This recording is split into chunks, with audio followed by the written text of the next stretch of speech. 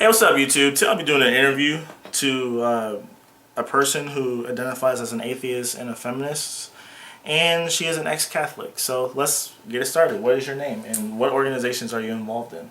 My name is Kailey, and I am the current president of the University of Akron's Feminist and Gender Equality group called Liberation in Progress, or L.I.P for short. That's a catchy acronym, huh? Mm-hmm. Okay.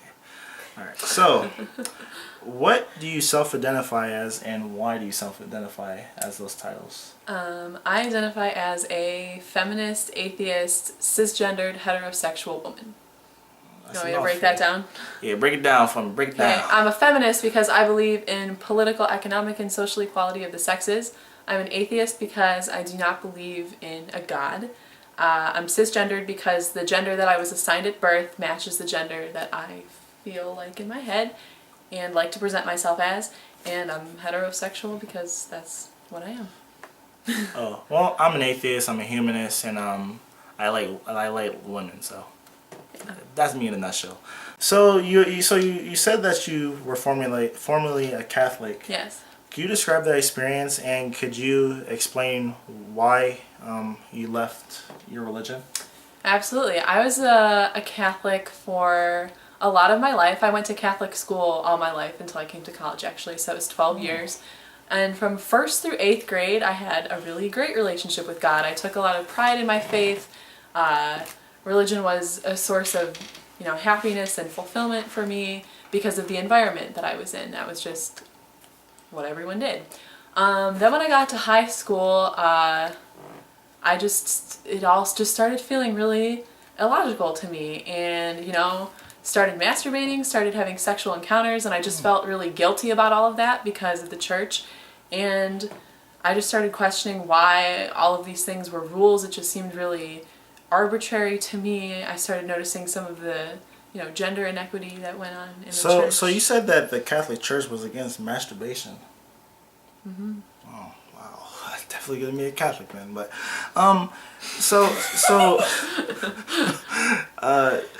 So could you describe some of the patriarchy of the Catholic Church? And and how did you feel about it back then, and how do you feel about it now? Yeah, well, first of all, the big thing that I noticed is that women aren't really allowed to have leadership roles in the church. Like, they can't be priests. I believe they might be able to be deacons, but they're relegated to this all these crazy made up titles. This secondary role of a nun. And back in the day, when I was in grade school, it was just normal. If someone had said, "Would you want a female priest?" I would have been like, "No, that's weird." But now I feel that it's just extremely patriarchal, and that it reinforces the patriarchy and tells girls that they really shouldn't strive for leadership roles, or that they're not fit for leadership roles. So you said you went to Catholic church your whole entire life, pretty much, and then you came to college and you were brainwashed and you became an atheist. What happened? No, actually, I went to high school, and my freshman year was a lot of not a lot, but sort of some internal struggle, a lot of feelings of guilt, questioning my faith a lot, and then my sophomore year was when I officially said I'm an atheist. So it wasn't college. I've been an atheist for a while. 4 years, about. So when you came out to your friends and family, did you receive any kind of backlash, any kind of hate, or did you actually receive some some motivation from friends and family of I actually am an atheist too, or something along those lines? Well, when I came out as an atheist to some of my friends in Catholic high school, most of them were okay with it. Most of my friends were, or some of my friends were Catholic, but they were respectful. And some of my other friends were atheists and agnostic as well, so that worked out fine.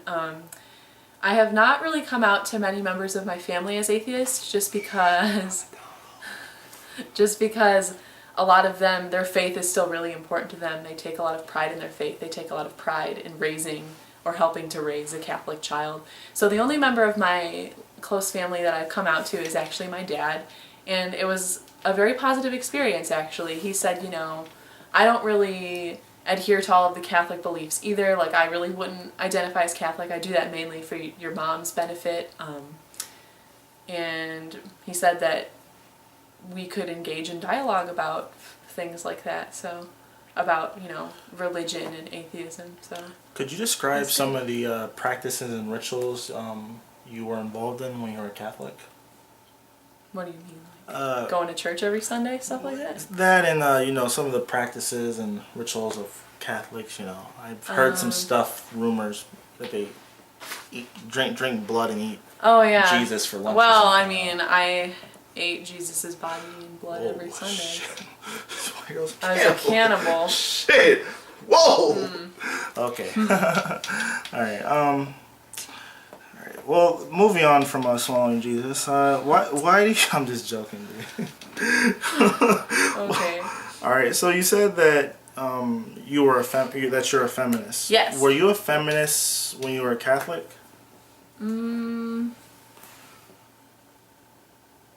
Not really, actually. No. But then, as I started questioning my faith, I started having a lot of feminist thoughts, but I didn't really know that they were feminist yet at that point. And I learned more about feminism my junior year of high school, and that's when I really started to get into that. So, being a feminist and being an atheist, I mean, would you describe yourself as a humanist, correct? Yeah. All right. So when it comes to your moral code, I would guess you'll identify with most of the tenets of humanism. Do you think that the Bible and the Quran are compatible with pure feminism, which is like equal rights for men and they putting men and women on an equal playing field or whatever? I can't really speak about the Quran because I'm not too familiar with that text, but I think that the Bible, while it can be a source of empowerment for women who are religious, I think that a lot of the passages and a lot of the stories that are told are very patriarchal in nature and reduce a woman's worth to her chastity and her virtue. And I think that the Bible advocates for really strict gender roles, which is very harmful. It tells women that they need to be submissive to their husbands and quiet and not try to usurp authority. And I think that promotes a lot of harmful messages to little Catholic girls. Being a feminist, what do you see as the largest threat to women's rights and gender equality? I would say apathy or indifference, not really thinking critically about the society in which you live and just accepting the gender binary, thinking that there's only male and only female and that there are specific delineated roles for both of those groups and not really questioning it and expecting that every person should conform to them, because that's just going to perpetuate all of the problems. I think just a lack of awareness and a lack of education is probably the biggest problem, and unwillingness really to learn about the problems. Do you see as being a feminist, being a feminist, has that changed your political views or your social norms? I know that. Absolutely, yeah. Do you like if you vote, do you look at the candidate's record on women's rights if you would vote for them? Yeah, absolutely. I actually haven't been old enough to vote in any real recent election, but I'm looking forward to being able to exercise my rights now that I have turned 18.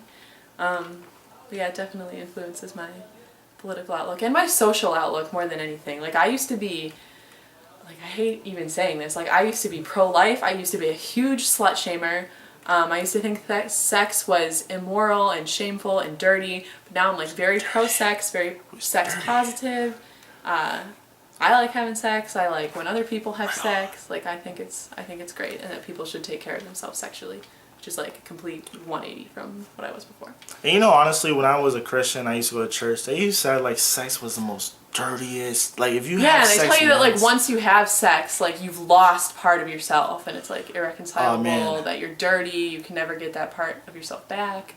And I remember they used to tell me if you masturbate, you're gonna be depressed and commit suicide or some crazy shit like that. I'm yo, that totally happened to me. I don't know. When I started masturbating, I felt guilty about it. I remember sitting on the bus ride home, oh my god, should I masturbate tonight? What if God sends a lightning strike and kills me or something after I have an orgasm? I don't know.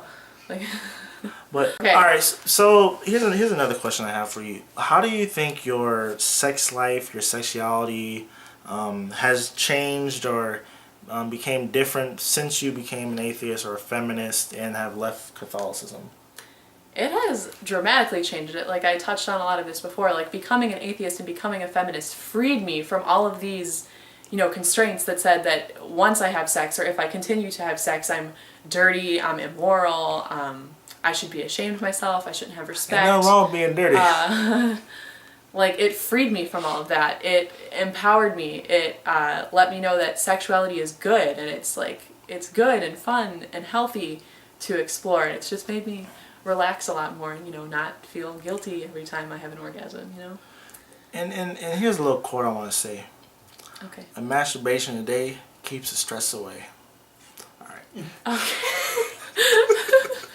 How do you think we as a society can solve the problems facing women having equal rights as men? First of all, I would say education is probably the first and foremost thing. Educate yourself on what feminism is and look at how systems of privilege and inequality operate in our society. Second of all, look critically at your society, think critically about your society, question it. Don't just take things as they are. Question gender stereotypes, all stereotypes really. And then the third thing would be just don't be afraid to call each other out. If you see sexist or racist or classist or sizist language or attitudes around you, you need to call that out and explain why it's offensive and wrong.